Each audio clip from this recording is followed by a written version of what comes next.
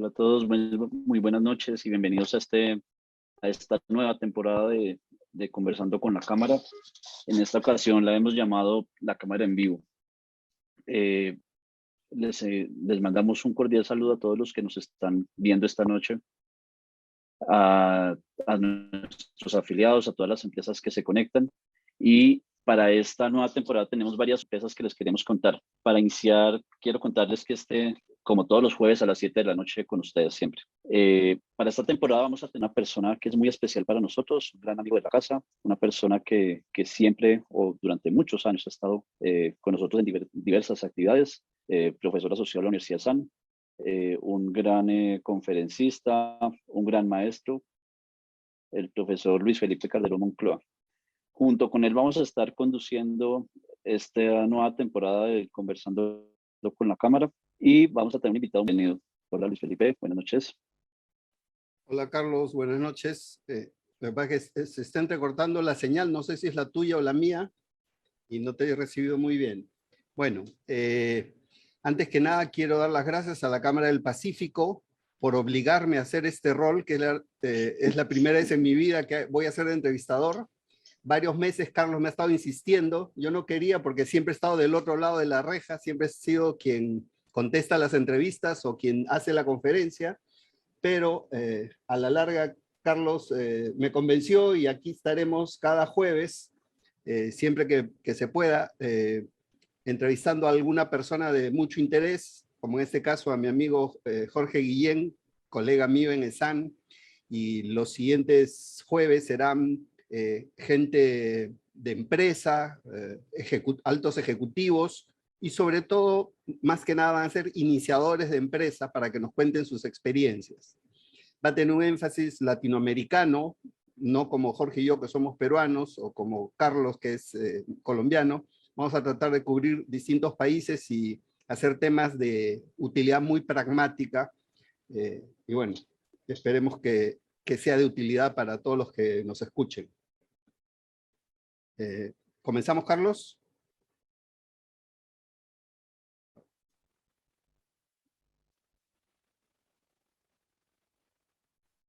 Así es. Creo que estamos teniendo un poco de problemas de conexión, pero bueno, así es como tú lo dices, Felipe. La idea es que tengamos todas estas noches o todos estos jueves diferentes invitados y que realmente aporten mucho, sobre todo al desarrollo empresarial y al crecimiento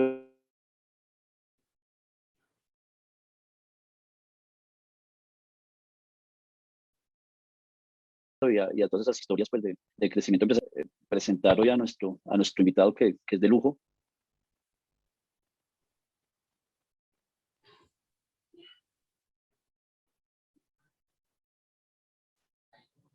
Sí. Hola, Carlos. Sí.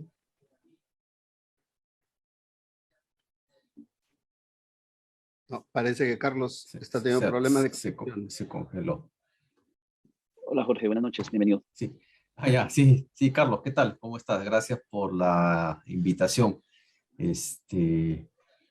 Quizás se escucha un poco entrecortado, pero igual vamos a empezar. Lo estoy viendo acá, Luis Felipe, en movimiento, así que dice que todo está bien por acá. ¿Me permite compartir pantalla? ¿Sí?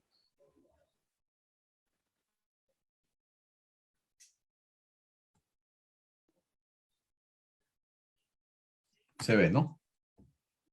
Correcto. Perfecto. 10 minutos. Vamos a conversar y ahí vamos a conversar un poco con Luis Felipe, con Carlos, ¿no? Igual agradeciendo esta invitación. Un gusto estar, me parece que por segunda vez, discutiendo, bueno, ahora en un conversatorio. Y la situación ha cambiado, ¿no? Ahora tenemos un contexto de la guerra Rusia-Ucrania, el tema en un contexto, en un periodo post-pandemia, donde hay cuellos de botella logísticos que están incrementando precios, el problema de los chips, que es un problema de exceso de demanda, que está incrementando el precio de muchos productos relacionados a los chips. A pesar de que el PBI tiene una tendencia, digamos, antes de la pandemia, ha tenido un sólido comportamiento en muchos de los países de la zona del Pacífico, ¿no? Está Colombia, Perú al lado izquierdo. El lado izquierdo significa que tiene un crecimiento en el periodo de los últimos 20 años, antes de la pandemia, notable. Y ahora estamos viendo tendencias que podrían hacerlo desacelerar, tendencias políticas que lo podrían hacer desacelerar, factores internacionales que hemos estado hablando hace un momento, que también pueden hacer mellar ese crecimiento. Y sobre todo, en primer momento, lo que se está viendo es el problema inflacionario. Si bien en América Latina, en promedio, tenemos una inflación en los últimos años prepandemia de 5,5, y ahí están los países de la cuenca del Pacífico, que están Colombia, Chile, Perú, México, que tienen un crecimiento, un crecimiento de precios por debajo del promedio. Ahora estamos teniendo un fenómeno mundial internacional, porque si hasta Estados Unidos se le escapa la inflación, a todos se les escapa, a todos en general, ¿no? Salvo el caso de Venezuela, que lo hemos visto aquí, que se me va de la escala, y Argentina también, que ya desde antes de la pandemia tenía problemas de inflación. Ustedes saben que la meta de inflación del Banco Central de nuestros países que tienen inflación objetivo o inflation targeting, Perú, Colombia, Chile, Venezuela, perdón, Perú, Colombia, Chile, México, Estados Unidos, Canadá, Nueva Zelanda, que es donde se implementó el programa, tienen una inflación objetivo que va de 1 a 3. No puede ser negativo porque ustedes empresarios venderían un producto que le costó 10, lo venderían a 5, ¿no? Y tampoco puede ser muy alto porque afecta a la canasta básica de consumo, del más pobre sobre todo. Y es el que se está levantando. Ustedes están viendo ahora las protestas. Justo se estaba demorando un poco en entrar porque estaba viendo justo como un sindicalista le contestaba al presidente Castillo, ¿no? Y también Biden. Biden hace unos meses atrás tuvo una entrevista con un periodista de CNN bueno, en Estados Unidos, que le comentó sobre la posibilidad de que tenga un costo político este problema inflacionario en Estados Unidos. Y Biden se le escapó unas palabras un poco de grueso calibre fuera, pese a que no lo estaban grabando, pero sí salió grabado, ¿no? La inflación de Estados Unidos, como ustedes ven, estaba de 1 a 3, hasta antes de la pandemia. Y antes de la pandemia, o durante la pandemia, debido al bajo crecimiento, la inflación también es baja. No hay demanda, la inflación no es un problema. El problema era la recesión. Y ahora se escapa. Colombia también, Perú también. Es un fenómeno mundial. Y es por el alto precio internacional de commodities, como por ejemplo el maíz, que es la zona donde se está produciendo en Rusia y Ucrania este commodity, y también petróleo. Y el petróleo es un costo de insumo de muchos productos porque es costo de transporte. El maíz es un elemento que es importante, es un insumo para el pollo, para el fideo, para el pan. Entonces, toda nuestra canasta básica de consumo, alimentos, ustedes van a buscar soya, van a buscar aceite de soya, van a buscar harina, van a buscar fideos, van a buscar hortalizas, van a buscar carnes, y por más que alguien pueda decir busquen un sustituto como el pescado, todo está caro. Y está por encima de la meta, que es 3, ahora está en 7. La idea es que después empiece a caer. El BBVA plantea que este shock producido por la guerra rusa-Ucrania es temporal y a partir de julio-agosto se debería ir reduciendo. Pero se le asigna un componente político, o sea, ya le echas la culpa al policy maker, ¿no? Le dices, tú tienes la culpa, Biden, tú tienes la culpa, Castillo, tú tienes la culpa, Uribe, tú tienes, o Maduro, ¿no? De lo que está sucediendo con la inflación, ¿no? Porque siempre los seres humanos somos muy buenos para buscar culpables. Es un tema que obedece a factores externos. El tipo de cambio también, durante la pandemia, tuvo de los principales países de la cuenca del Pacífico, tienen una tendencia al alza, por el tema de la pandemia, y en el caso de Perú, por los ruidos políticos. No tengo acá Chile, pero Chile también tiene mucho ruido político ahora, porque hay una tendencia y orientación en América Latina o en general hacia las izquierdas, ¿no? En algunos casos muy radicales. Y parece que es como si se repitiera dentro de los ciclos de los años 70 hacia adelante, ¿no? Siempre como que los mensajes son anacrónicos, como que volvemos a vivir lo mismo de antes. Bueno, acá se ve un poco la proyección del tipo de cambio con tendencia al alza, obedeciendo más que nada por los problemas de ruido político. Acá está la proyección también, para el caso peruano.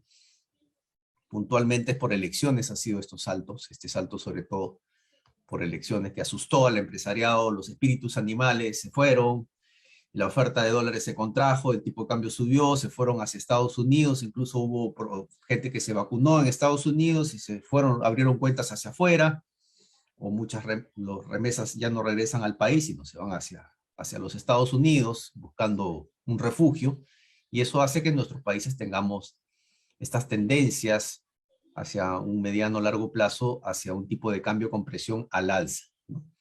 ¿Quién se favorece? El exportador, pero el que tiene deuda en dólares, no, el dólar está más caro. Bueno, la clase media ha sido muy golpeada, acá está Perú, acá está Brasil, Bolivia, Argentina, está Colombia también. La clase media ha sido muy golpeada por el martillazo, el encierro. La diferencia entre países desarrollados y países emergentes, según el Banco Mundial, de un informe de Norman Loaiza, es que los países desarrollados han llevado mucho mejor la pandemia y el encierro o las restricciones de las actividades productivas. Los países emergentes, el caso peruano es sui generis porque fue la economía que más se cayó en el segundo trimestre del año, se cayó 30%, fue la economía que más se cayó en el mundo. Ni con la guerra con Chile se había caído tanto. ¿Y por qué es así? ¿Por qué esa diferencia entre países emergentes y países desarrollados? Francia, donde estaba hace poco en enero. Porque nuestras economías, en el caso peruano es un caso sui generis, es muy informal. Peruano, boliviano, es muy informal. El mexicano o el colombiano también, comparado a las economías desarrolladas. Y la posibilidad de trabajar online, así como estamos nosotros, es mínimo. Quizás en la zona urbana, en la zona rural es más difícil, pero en las zonas desarrolladas no. Entonces el martillazo o la restricción de las actividades productivas, las recomendaciones de la OMS que fueran aplicadas en copy-paste de países desarrollados hacia países emergentes, pues funcionó más en los países desarrollados, ¿no? Este copy-paste. Se debió haber pensado un poco en la realidad heterogénea que tienen nuestros países. Este es un poco el crecimiento de la pandemia y post-pandemia y el rebote a nivel mundial. Y lo que sorprende acá es el caso de China, ¿no? China no se contrajo, ni siquiera tuvo recesión. Sabe llevar desde hace mucho tiempo las pandemias, ¿no? Y no ha sido tan golpeada económicamente durante el 2020 y sigue teniendo un efecto rebote fuerte. A ese paso va a ser la primera potencia. Y ese es el miedo que tienen los americanos y el discurso de Biden sobre el crecimiento de China. Hay algunos países más preparados, estuvieron mejor preparados y como les decía, lo sobrellevaron mejor, y son los países desarrollados, ¿no? Los que estaban mejor preparados. Y luego hay otros países dentro del grupo de emergentes como nosotros que no estuvieron tan bien preparados. Y hay grupos donde no hay data, ¿no? También. Lo ideal es que crezcamos durante la pandemia, ¿no? Con unas tasas decentes de crecimiento, que estemos más cercanos a este eje y que no haya tantos muertos, ¿no? Acá está nuestra banderita, acá está Chile, acá está Colombia. Colombia está un poco mejor en términos de muertes y en términos de crecimiento, pero justo los países asiáticos son los que mejor lo han llevado, y mejor que algunos países desarrollados como Alemania. Y es porque incluso dentro del grupo de países desarrollados, los asiáticos siempre han estado preparados. Cuando yo fui en 2017 a Shanghái, a Hong Kong, acompañando un grupo de alumnos, los veía con mascarillas, 2017, me sorprendía que usen una mascarilla, solamente veía un médico en sala de operaciones usando mascarilla. Ya están acostumbrados, ya saben encerrarse y todo, ¿no? Y por ello es que lo han llevado mejor que nosotros. Ya un poco, tenía 10 minutos, creo que estoy bien de tiempo. En conclusión, ahora vamos a abrir la discusión. Tenemos un problema de inflación mundial provocado por el alto precio de commodities, mayormente el caso del petróleo y también maíz. También Estados Unidos lo tiene. Y es un costo político, porque el político se basa en resultados. Político en todos los ambientes. La pandemia ha tenido resultados heterogéneos debido a la heterogeneidad intrínseca de cada país, de cada zona. ¿no? Nuestras economías son más informales, unas más informales que otras, y unas más que trabajan online que otras, ¿no? En comparación a los países desarrollados y dentro de la región de América Latina y de la cuenca del Pacífico, ¿no? Hay un problema de inclusión, ¿no? Un problema de inclusión que es un discurso de izquierda, de las tendencias de izquierda, de ahora último, y que, bueno, son de toda la vida, pero cuando hemos estado gobernando, sobre todo en los países de la cuenca del Pacífico, por la derecha por mucho tiempo, aparecen ya los opositores, ¿no? Por los destapes de corrupción, los estancamientos. En el caso peruano vamos a tener de repente 5 presidentes en 5 años, y sale el discurso un poco tóxico y un poco de disputa de clases. En Chile está el problema de araucanos con los chilenos, acá en Perú también, en Colombia también hay el tema del M19, ¿no? Con los candidatos. Siempre hay algún grupo que aparece y lo que están clamando es básicamente el error de los modelos liberales, que es este problema de distribución del ingreso, desigualdad e inclusión social, que es por dejadez del sector empresarial y dejadez del Estado. Ahora, ¿cómo incluimos? Lo ideal sería el grafiquito de la izquierda. Vamos a tener que complementar, porque incluir es incluir un grupo pequeño a un pote grande. En nuestro caso no es así. Vamos a tener que complementar. Yo no sé, la recomendación que les voy a dar es una recomendación de técnico, pero no es una recomendación que al político le va a interesar quizás. Educar a la gente, ¿no? Por educación salió Bill Clinton de la clase social más baja. Un único presidente de los Estados Unidos con PhD. Que fue un buen presidente, pero tuvo un escándalo político que le pasó factura. Pero por educación no vamos a tener un presidente, digamos, el público va a poder ser capaz de ser inteligente en votar por un buen Congreso y en votar por un buen presidente y en tomar decisiones adecuadas. Y por educación vamos a poder hacer un buen match entre la oferta de trabajo y la demanda de trabajo por el lado de las empresas. Y eso va a tener que ser un rol del Estado, ¿no?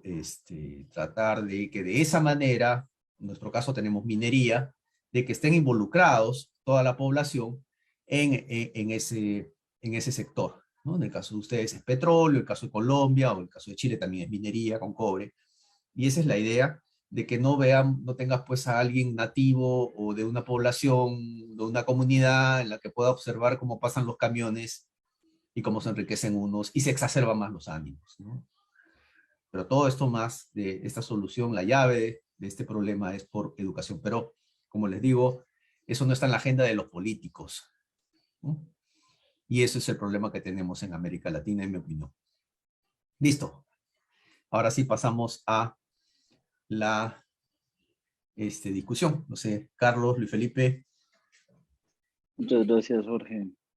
Yo antes de que empieces tú, Luis Felipe, quiero pedirles a todos los que nos están viendo a esta hora en nuestro Facebook Live, que vayan dejando sus preguntas, ¿no? Vayan comentando, vayan diciéndonos, vayan preguntándole a Jorge, sugiéranos preguntas, interactúen mucho, porque de eso se trata este espacio que es para todos ustedes.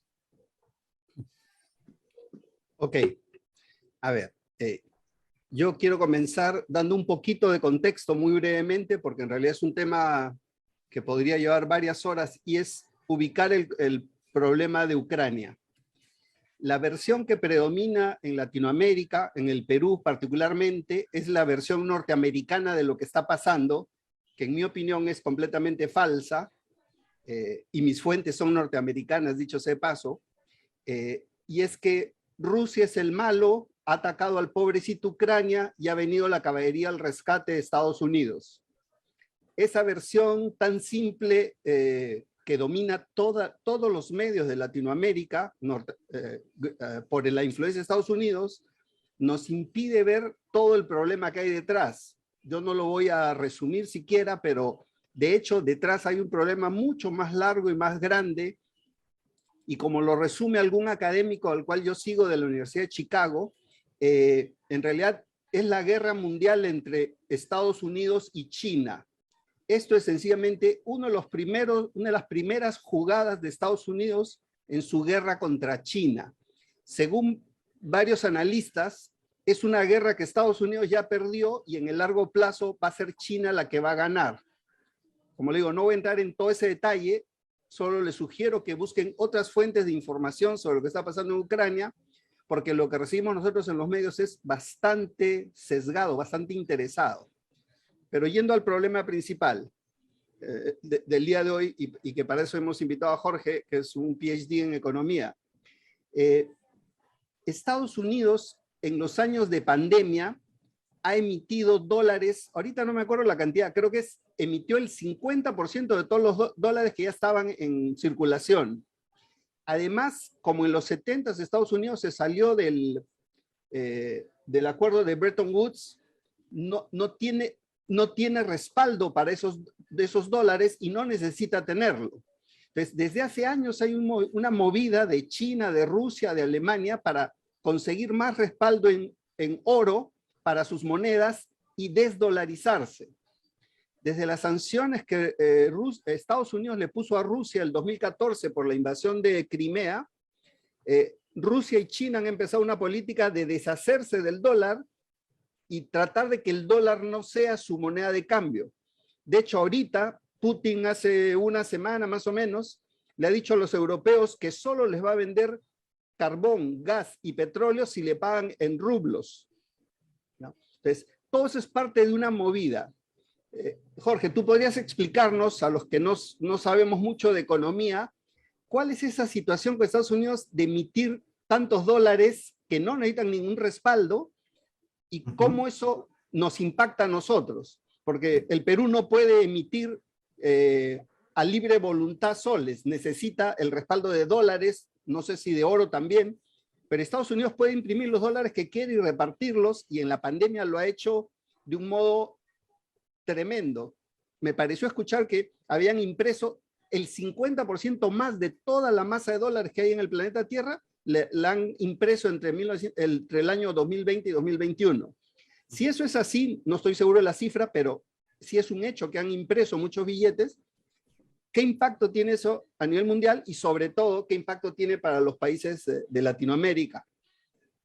Sí, me haces acordar un poco al 2009, ¿no? Cuando con la crisis del subprime los bancos americanos y europeos quebraron, y los bancos de nuestra región emergentes no, porque estamos ceñidos a Basilea.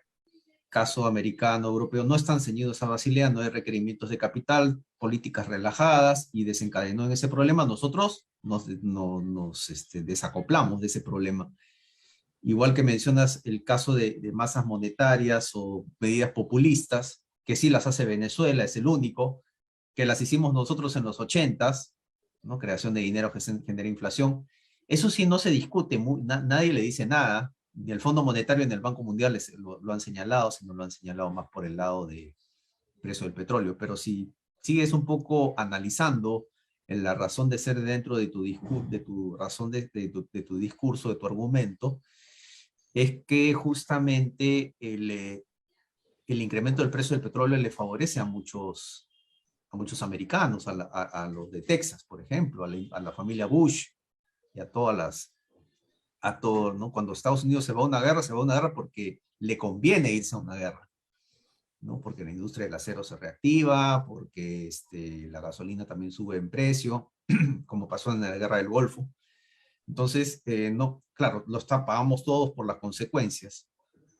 Ese es un tema de public choice que se llama concentración de beneficios y diversificación de costos. Es un poco de economía, ciencia política con economía, ¿no? Como un grupo se favorece, eso pasa en todo el mundo, no solamente en el Perú, en Colombia, en todo el mundo. Un grupo se favorece a costa de que todos pagamos por los platos rotos, ¿no? La inflación es un impuesto que lo pagamos todos, pero quizás hay un grupo que le está conveniendo eso, ¿no?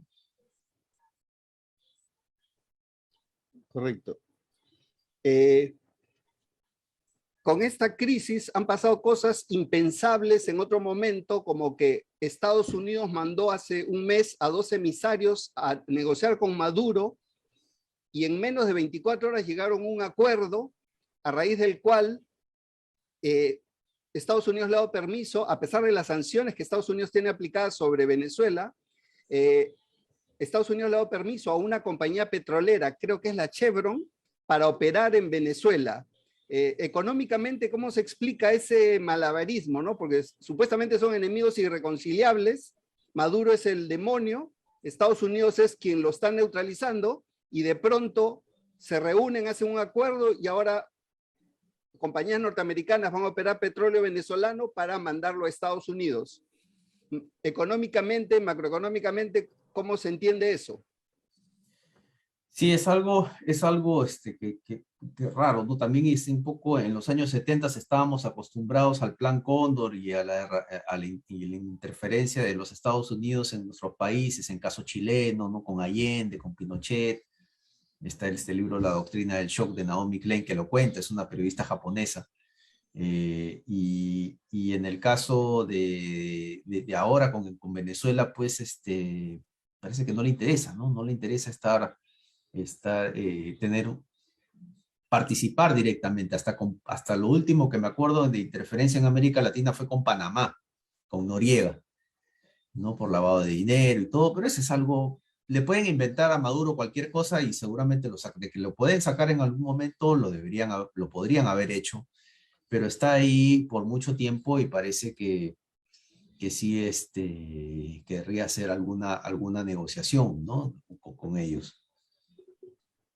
O sea, es solo por el interés del problema del petróleo ruso.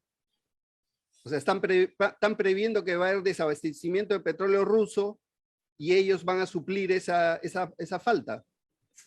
Puede ser que tengan algún interés, o sea, que Venezuela es uno de los países productores mundiales de petróleo, pero desde Chávez y Maduro, su infraestructura ha sido muy pobre.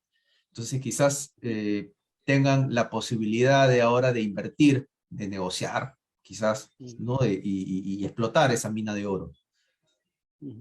Sí, recuerdo haber visto estadísticas de cómo la producción petrolera de Venezuela se ha ido al suelo, pero las reservas están ahí y esos campos ya están desarrollados. Entonces es relativamente fácil duplicar esa producción y suplir la... Ya. Sí, la infraestructura está muy mal, ¿no? Pero ellos están bendecidos con petróleo, así como nosotros en minerales. Colombia también tiene zona de explotación de petróleo.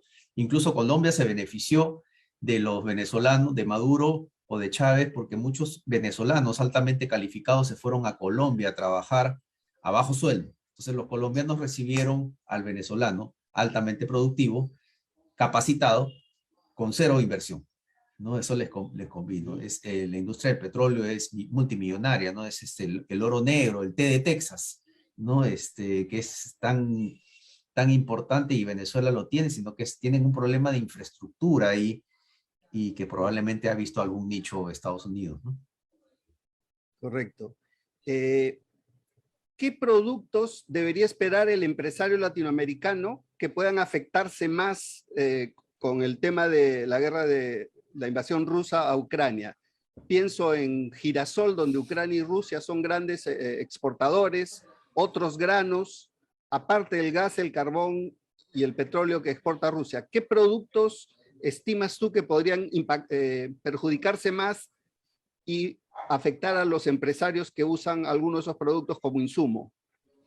Sí, yo creo que ese maíz es uno de los más importantes y ahí tienes un efecto dominó, porque ahí interviene en harina, interviene en fideos, interviene en pan, interviene en el caso del petróleo, interviene en el costo de transporte de los alimentos, ¿no? El costo de transporte en general, los pasajes, todo se encarece. Y es un bien que le llamamos inelástico, ¿no? Es un bien que lo necesitamos, que no tiene sustitutos y que tienes que trasladarte del punto A a B de todas maneras, no lo puedes sustituir por otra cosa. Entonces, va a haber un efecto dominó. Ahora, según banca de inversión, este efecto debería de disiparse en julio. En julio. ¿Qué están asumiendo para poner julio como fecha? Deberían ¿Acaba la guerra? Que acaba un poco, que llega a mejor negociación o que también empieza la sobreoferta de los árabes también, ¿no? Porque acuérdate que el petróleo es un cartel. Entonces deberían asumir ellos asumen que es un choque temporal, que no es un choque permanente. Ya, en todo caso ese sería el escenario A. ¿Qué pasa si no se da ese escenario y el problema no termina en julio? Escuché en algún noticiero que Arabia Saudita no quiere aumentar su producción porque haría caer el precio y más bien quieren aprovechar del precio. Bueno, no está tan alto como estuvo, 130 y tantos, está alrededor de 100, pero igual es un muy buen precio.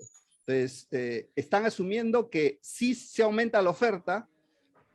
Ya, ¿y qué pasa si no sucede eso? Si no Escenario sucede B. eso, entonces sí, ahí sí va a haber un costo político muy alto, ¿no? Un costo político muy alto para algunos presidentes, ¿no? Eso es lo raro. Al nuestro le dan con palo, o sea, estornuda, no, hay pulmonía por todos lados, ¿no? Quizás a otros presidentes no le buscarían la sinrazón. En el caso de Alan García también sucedió algo similar y no le dieron tan duro, ¿no? Pero aquí sí, algunos sí van a tener un costo político. Incluso en el caso de Estados Unidos, porque a Biden se le escaparon algunas palabras cuando le preguntaron eso. Y cuando vengan las elecciones, ahí Donald Trump va a estar lo va a tomar como un caballito de batalla, ¿no? No, y este año además en Estados Unidos hay otras elecciones, ¿no? Elecciones intermedias, creo que le llaman o algo así. Sí, probablemente va a perder terreno los demócratas. Eso es casi seguro. Bueno, en otros países habría que ver. Carlos, ¿alguna pregunta que quieras agregar tú antes de proseguir? Sí, sí, muchas gracias Luis Felipe y Jorge, muy interesante todo lo que nos vienes contando. Ya vamos un poquito más de media hora y el tiempo se pasa toda.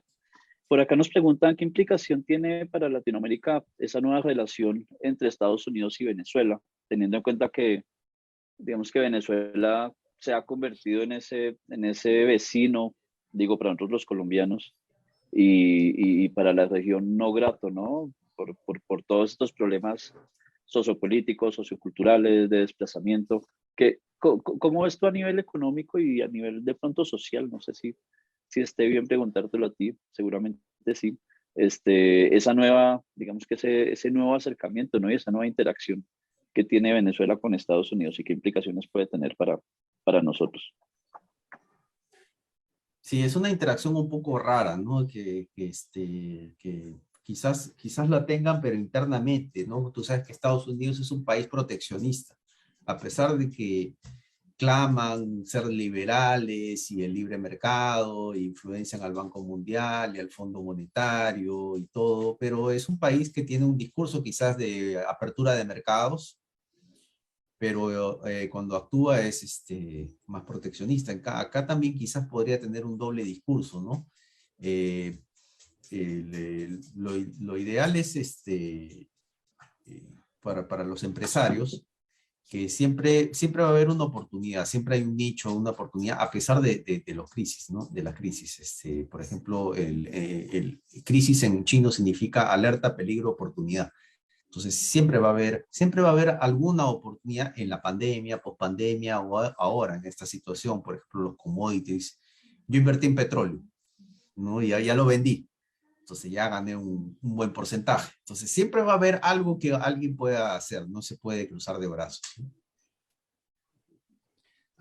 Carlos, Bueno, por acá. permíteme responder en parte esa pregunta desde la óptica psicológica. Esa nueva amistad entre Maduro y Estados Unidos, lo que va a marcar es un gran cambio en la prensa. Hasta hace dos semanas demonizaban al extremo a Maduro, no digo que no se lo mereciera, pero era una campaña orquestada en contra de Maduro. Lo primero que vamos a ver nosotros es la desaparición de ese tipo de campañas. O sea, ya no le van a ordenar a los medios de Latinoamérica que hablen pestes de Venezuela y de Maduro, porque obviamente ha renacido un romance ahí, y en este momento la provisión de petróleo es más importante que cualquier valor. Ustedes saben, conocen la frase que dice, no hay principios, solo hay intereses, ¿no? Entonces, en relaciones internacionales se acuestan con quien sea. Un detalle, por ejemplo, Hungría, que tiene un gobierno casi fascista de ultraderecha, se niega a aplicar sanciones a los rusos. Bolsonaro, que es un gobierno bastante de derecha, se niega a aplicar las sanciones a los rusos. Bolsonaro es un súper aliado de Estados Unidos, pero en este caso ha decidido no seguirlo. Y vean, Bolsonaro se ha puesto junto con López Obrador de México, que se reputa como ser de izquierda, y ambos se están alineando más cerca a Rusia. Entonces, pasan cosas muy raras en este tipo de relaciones, más allá de la parte económica, que de esa sí Jorge es el que nos explica. Adelante, Carlos. Qué bueno, muchas gracias también, Luis Felipe, que ahí estás en tus 2 soles, ¿no? Entrevistado y entrevistado. Es algo que creo que no puedes evitar, pero bueno, ahí seguiremos. Aprenderé. Por acá, por acá nos preguntan, ¿qué pasó con las reservas americanas y su tecnología de fracking? ¿Dejó de ser importador? Nos pregunta César Pérez. Sí, yo he visto, leí un poco, de repente Luis Felipe también ha leído un poco, que es más, está más curioso sobre estos temas de los chips y bueno, esta tecnología no, es demasiado cara. Entonces, quizás Venezuela tiene un petróleo que es dulce, que es menos azufroso, ¿no? Nosotros los peruanos también producimos petróleo, pero no alcanza para el mercado local y tenemos que importarlo, y nuestro petróleo es muy pesado, muy azufroso, requiere mucho procesamiento. El caso de Venezuela es el sweet oil, ¿no? El petróleo dulce, menos azufroso, ¿no? No es que uno lo tome y es dulce, ¿no? No tiene azufre y es un petróleo puro. Entonces, y quizás le saldría más barato que esa tecnología hacerlo, ¿no? Entonces ya esa tecnología que estuvo muy de boga entre el 2016, 2015, por ahí, hasta 2017, ya parece que se han dado cuenta que no, y por eso es un poco el argumento que estamos discutiendo ahora, ¿no? Ese romance raro. Es un romance bien extraño, sí. Por acá nos pregunta, ahí como para continuar la última pregunta pues de esta tandita.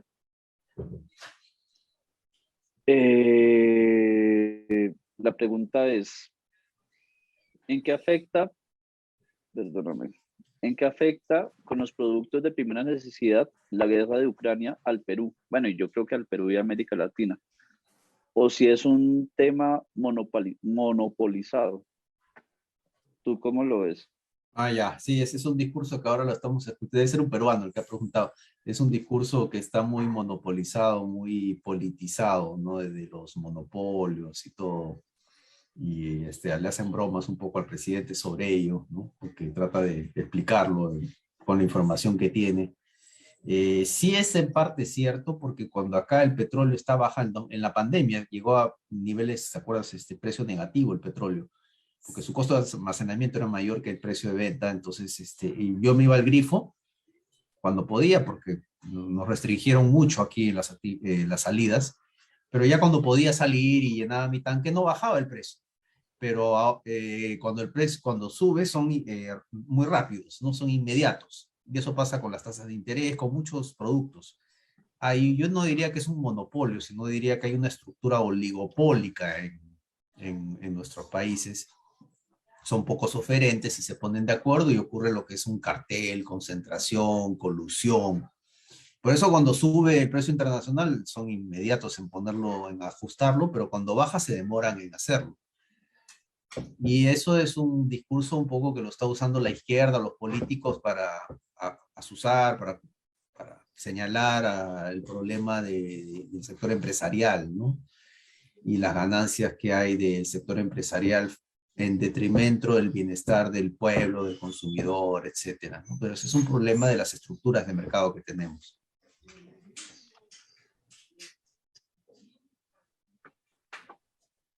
Súper, muchas gracias, Jorge. No sé, Luis Felipe, si quieres continuar y ahorita pasamos a una última tandita de preguntas del auditorio, sí, de la audiencia. Tengo un par de preguntas para Jorge y de ahí cerramos con las preguntas de la audiencia. Jorge, hace poco supe de algunos negocios peruanos, en nuestro caso de agroexportación, cuyo único mercado era Ucrania y Rusia. Yo ni siquiera sabía que eso existía. Algunos productores del norte de Perú, donde hay mucha agroindustria, se habían especializado en Ucrania y Rusia y les mandaban diversos productos, como berries, uvas y ese tipo de cosas. Ante algo así, ¿qué tan factible es, no sé, cambiar de cultivo, redireccionar los mercados? ¿Qué recomendarías a un empresario que de pronto se ve en esa coyuntura? Independiente del producto que sea. Yo en algún momento lo explicaba en clases porque es un problema común en nuestros países voy a agarrar un poco de tu área, Luis Felipe, de administración, de innovación, ¿no? El líder siempre tiene que ser innovador. Y está la parábola esta de la mariposa, que tú lo puedes explicar mejor que yo, que no todas las orugas llegan a ser mariposas y algunas llegan a tener una tercera dimensión y porque son innovadores tienen que salir de su zona de confort. El problema es que nuestro Estado peruano siempre, y nuestros estados en general, siempre descansamos en una zona de confort de lo que producimos con facilidad. Petróleo, cobre, oro. Tienes a Piura que está cerca de Ecuador. Ecuador produce banana, Piura está muy cerca y sigue en sus minas que están en la parte de la sierra porque es lo más fácil. Pero nunca, en este caso es el Estado el que tiene que salir de su zona de confort y buscar innovación y buscar una nueva demanda cambiante de China, una nueva demanda cambiante de Rusia y diversificar su matriz productiva. Pero para ello también necesitamos infraestructura. Colombia está bendecido por tener 2 salidas al Pacífico y al Caribe, nosotros al Pacífico, y tenemos cuellos de botella. El caso de Colombia no tiene tantos cuellos de botella como lo tenemos nosotros, o Chile tampoco, ¿no? Nosotros tenemos 2 brazos en el Muelle Norte, Hong Kong tiene 150, y es mucho más chiquito que el puerto del Callao. Entonces, ¿por qué? Porque el Estado siempre descansa en la zona de confort y no tenemos a alguien que sea proactivo, ¿no? En nuestro caso, para tratar de buscar esa nueva diversificación de la matriz. Siempre dependemos de los ciclos de materias primas, ¿no? Hemos estado dependientes de materia prima. Correcto. Y mi última pregunta es el efecto rebote, del cual se habla en nutrición cuando uno hace una dieta y en muchas otras cosas. Estados Unidos, uno de los probables errores tácticos que está cometiendo es intentar hacer ellos y sus aliados masivos castigos contra Rusia, embargos de distintos tipos, una serie de castigos. Lo que pareciera que no están considerando es que si tú tiras una pelota contra una pared, va a rebotar. Pues, ¿hasta qué punto estos castigos que Estados Unidos y la Unión Europea le están poniendo a Rusia, con la resistencia de algunos países de Europa, por ejemplo, Alemania y Austria, no quieren hacer embargo con el tema petrolero porque dependen demasiado de Rusia? ¿Hasta qué punto estos disparos que hace Estados Unidos y sus aliados contra Rusia va a rebotar contra ellos mismos y, por supuesto, nos va a chorrear a nosotros, ¿no? Nos va a caer a nosotros? Es decir, ¿cuánto de estos disparos le van a caer al enemigo y cuánto va a rebotar, les va a caer a ellos mismos y nos va a caer a nosotros? ¿Cómo aprecias esta situación? Sí, bueno, esa es la naturaleza del americano. No sé si pasan los años y no sé si aprende de los errores o no, pero lo hemos visto siempre. Y en algún momento esta duración de la hegemonía americana va a terminar ya en una nueva hegemonía que es con China, ¿no?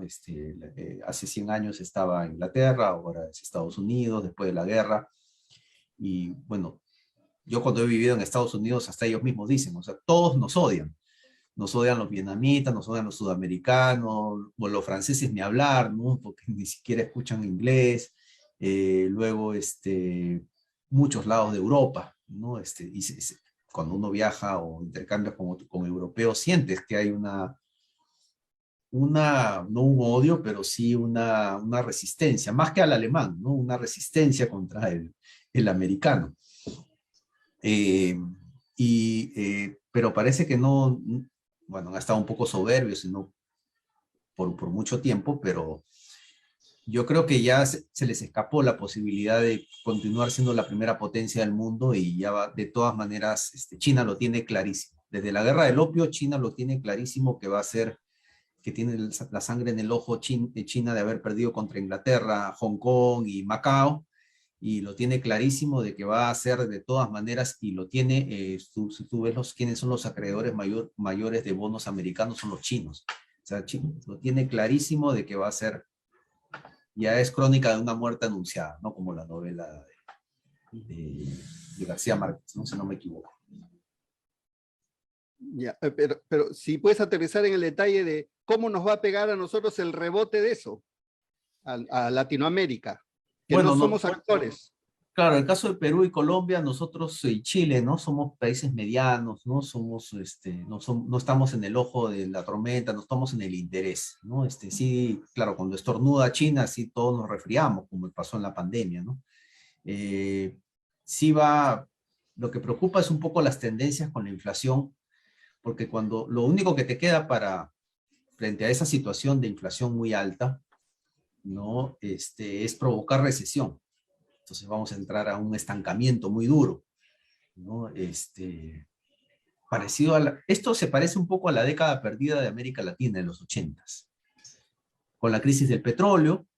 ¿Te acuerdas en las épocas de Velasco Alvarado? Yo, por si acaso, ahí yo estaba chiquitín, ¿no? Me acuerdo que mi papá tenía 2 autos, porque tenía que echarle gasolina a uno unos días y echarle gasolina al otro otros días. Y salió en Estados Unidos, en todo el mundo era eso, ¿no? Eran esas restricciones por días en los autos. Estamos hablando, mi papá tenía 90 años, ¿no? En los años 70, ¿no? Y esto está sucediendo, se repitió, se ha vuelto a repetir lo mismo, ¿no? Y fue un periodo de estancamiento de América Latina. Ok, gracias, Jorge. Carlos, adelante. Súper, muchas gracias, Jorge. Pues yo tengo acá 2 preguntas que me parecen bien interesantes, justamente de nuestro público. Y gracias a todos por estar tan atentos y tan activos, ¿no? Si tienen más preguntas, con mucho gusto tratamos de responder ya en estos ya casi 10 minutos que nos quedan. Pablo Sosa nos pregunta, ¿qué oportunidades hay para la región o para América Latina en este escenario de inestabilidad energética? ¿Tú cómo lo ves? Ya hablando del tema empresarial. Sí, ese es complicado porque justo como el discurso de nos están presentando Luis Felipe, es un tema de interés de los grandes grupos, no nosotros, de producir fuentes alternativas de inversión, ¿no? Fuentes alternativas de matriz energética. Está el futuro de los autos híbridos, el futuro de Tesla. Nosotros y probablemente ustedes también tengan los productos de biocombustibles. Nosotros lo tenemos en el norte, en Sullana, en Piura, hay proyectos de Alicor, de Pomalca, pero todavía están en investigación y desarrollo. Brasil también. Quizás confiemos un poco en Brasil para que puedan sacar estos productos de biocombustibles y sea la única alternativa que tengamos. Pero ojo, el biocombustible también afecta a la inflación porque afecta a los productos de algunos commodities.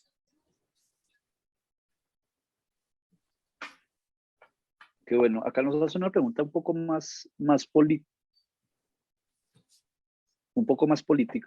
y tiene que ver un poco con la situación política que justamente se está viendo en el Perú, y creo que es una pregunta interesante porque muchas la mayoría de nuestros seguidores son empresarios, ¿no? Nos preguntan qué pasaría en Perú si se presentara una renuncia del presidente Castillo y se convocan nuevas elecciones. ¿Pero se cambiaría en algo la situación? Y más digamos que toda la situación mundial, pues, del tema, pues, con Rusia y demás. Sí, una vez me entrevistaron de CNN cuando salió Vizcarra, ¿no? Yo dije que era la oportunidad de Vizcarra de poder conciliar, bueno, le fue mal. Y bueno, tuvo factores externos como la pandemia y él también no lo hizo muy bien, que digamos. Pero fue su oportunidad. Quizás sea la oportunidad de alguien nuevo. El problema es quién viene, qué clase política viene y qué quiere, qué puede implementar, si hay esa voluntad de todos de empujar el auto en la misma dirección. Lo veo bastante complicado, ¿no? No quiero atreverme a decir nada porque ya me equivoqué una vez.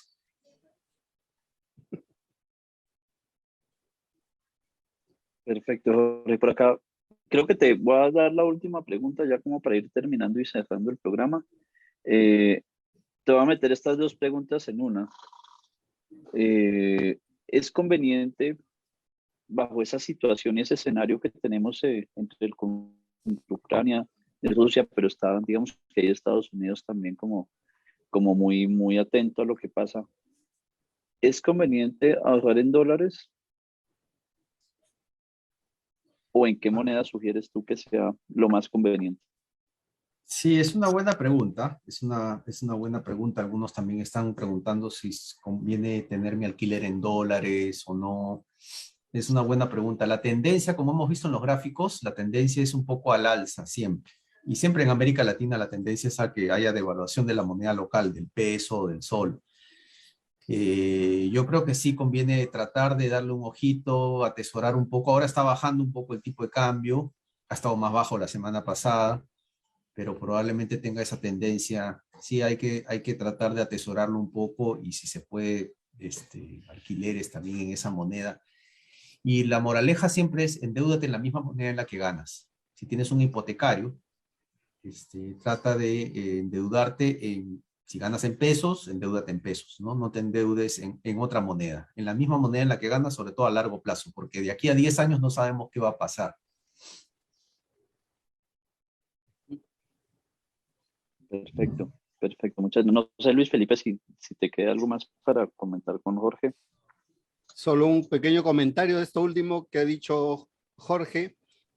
José Luis Cava, le sugiero que lo sigan, es un inversionista español en la página, en el canal YouTube Negocios.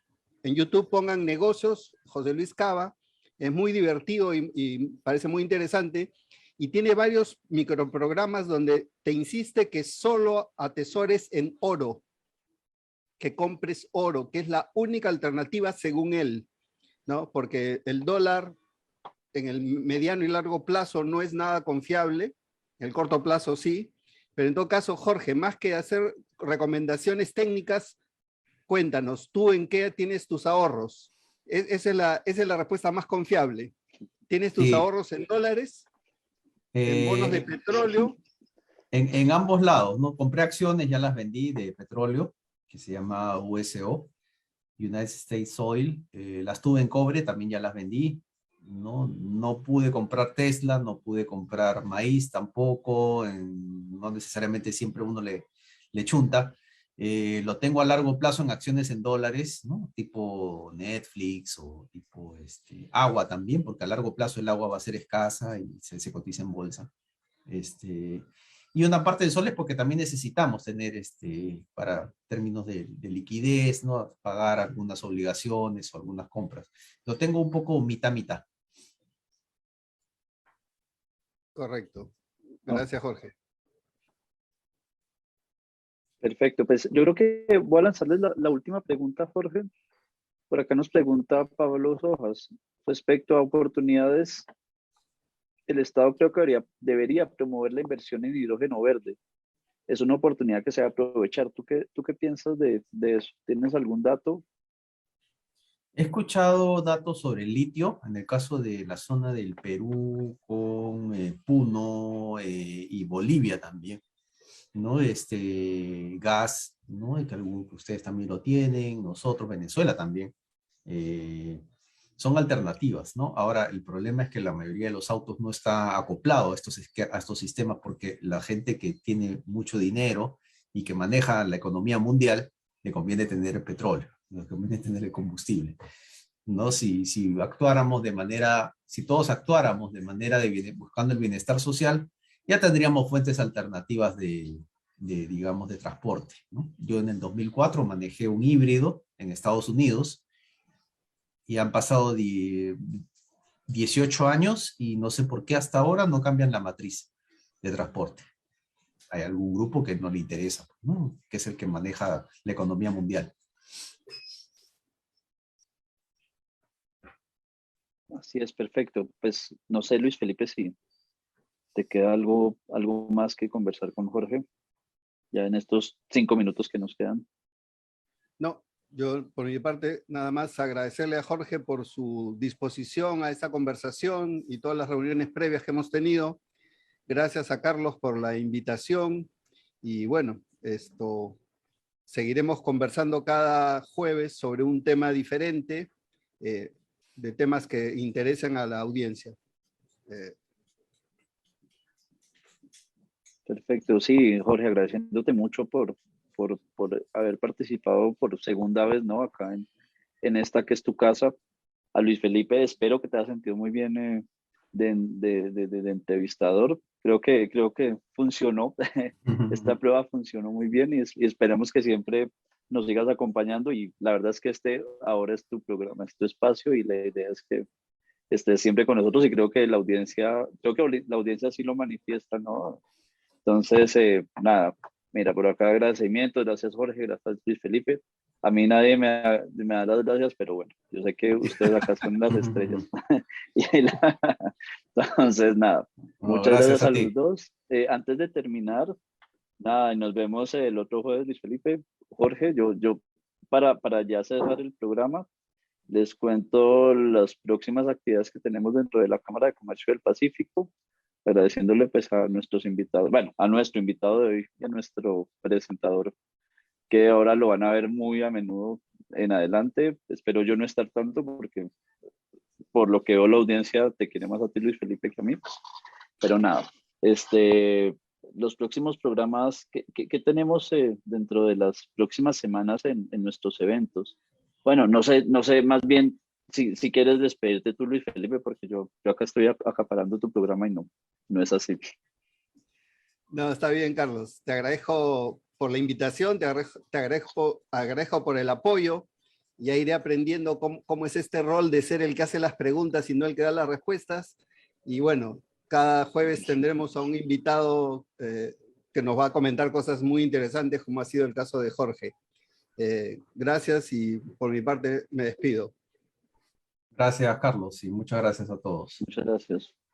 Muchas gracias. Y ya antes de terminar, les cuento que se viene en un minutito más.